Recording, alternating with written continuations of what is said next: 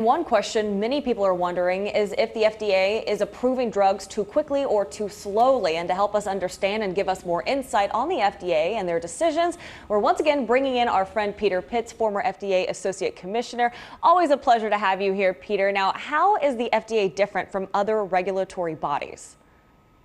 That's a great question, Tabitha. Well, for starters, the FDA regulates about a third of the entire U.S. economy, both food and medicines and over-the-counter drugs as well.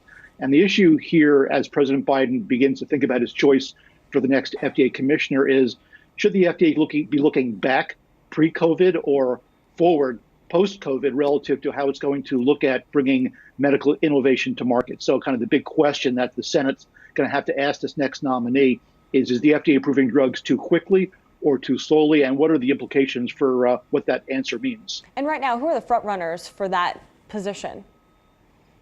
Oh, wow. I hate playing FDA tea leaf reading.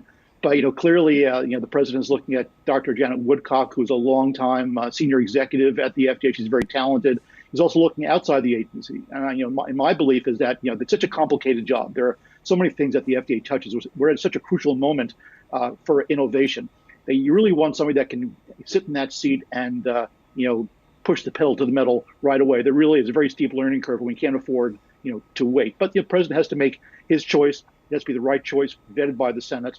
I'm glad that he's taking this time to make that choice. But at the end of the day, the FDA will continue to do its job. But when you have a confirmed commissioner, whether it's from the inside or the outside, things can happen. The FDA has to be an accelerator to innovation rather than a sea anchor to it. And unless the FDA partners with industry and other departments of government and the whole world, generating science, we're not going to get the job done. And at the end of the day, patients are going to define what too fast or too slow means. A lot of times FDA scientists look at data and they've got a very strict way of determining kind of the safety profile versus the benefit profile of any given drug and what it can do for patients. And what we found out over time is that patients, especially those with serious and life-threatening diseases, are willing to accept a slightly higher degree of risk for benefits that the FDA might view as secondary. So, it's a team effort here. Patients and patients have to be involved. Can we also take some time to talk about the AstraZeneca vaccine and why we're hearing so many questions around its data and its efficacy? Sure, you bet. At the end of the day, data is a very specific thing, and you've got to be very accurate. The downside here is that the AstraZeneca Oxford vaccine has been plagued with data collection issues, with manufacturing problems in their clinical trials from the beginning. And this is not unusual, but obviously it's getting a lot more scrutiny and press attention now because of the urgency of getting more vaccines to market. Sure. So the good news here is that the AstraZeneca vaccine is 76% effective. That's an excellent number. That's a solid A, almost an A+. It's safe and effective. And we have to recognize that it's an important addition to our armamentarium against the virus because it can be stored at slightly higher temperatures. It's going to be the vaccine for a large portion of the world, but it's also one of the lower cost vaccines. So, I suspect the FDA will review this data, in early to mid-April and give it an emergency use authorization as we have with these other vaccines. So then we'll have 4 vaccines moving forward. We've got a supply already, to go. So more people can get vaccinated more quickly as we move to President Biden's goal as for a May 1st date of anybody who wants to get inoculated being able to get it done.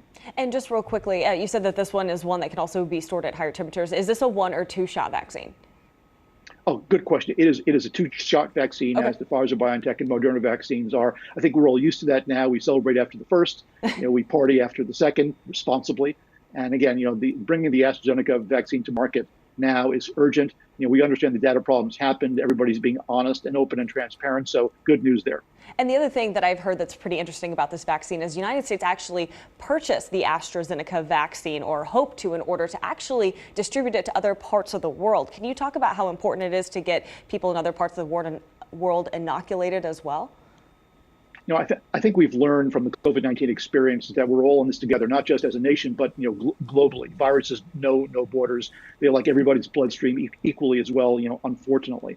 And as a developed country, as a rich country, as a powerful country, it's our responsibility to help those nations that can't afford access to these vaccines to have access. President Biden has already announced he's giving hundreds of thousands of doses to Canada and Mexico, our neighbors to the north and south. But that also has to hold true for the rest of the world. We've got to be part of a developed country effort to make sure that the whole world has access to safe and effective vaccines. Otherwise, none of us are going to be safe. Peter Pitts, as always, thank you so much for taking the time to join us here on NBCLX. My pleasure. Thank you.